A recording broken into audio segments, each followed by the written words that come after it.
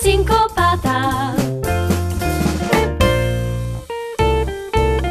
C'è un'orchestra sincopata che è davvero una trovata. Quando suona, suona, suona, il maestro ancora non sa che nel cuore d'ogni strumento c'è nascosto un sentimento. C'è chi suona il suo tormento, chi la sua felicità.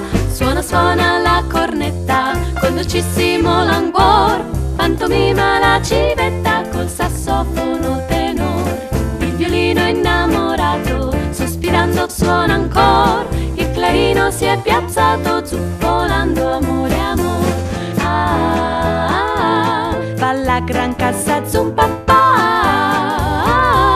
e la suocera si sa. Il trombone fa lo scherzo, ma non c'è nulla da far, ed il flauto poveretto si consola a fischiettare.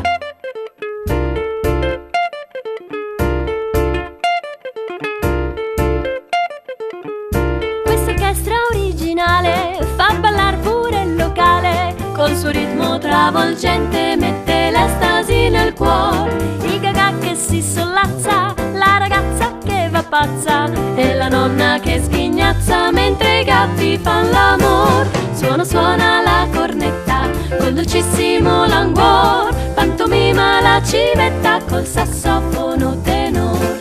Il violino innamorato sospirando suona ancora, il clarino si è piazzato zuffolando amore, amore.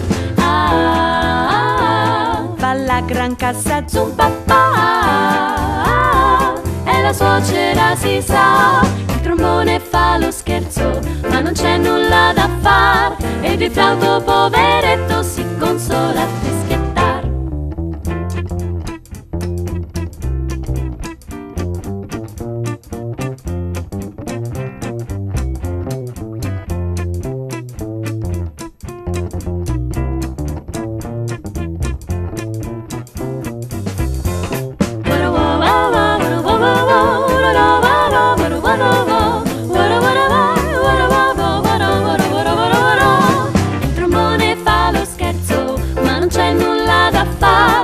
Il flauto poveretto si consola a fischiettare. C'è un'orchestra sincopata che è davvero una trovata. Quando suona, suona, suona, suona, suona, suona, suona, il maestro ancora non sa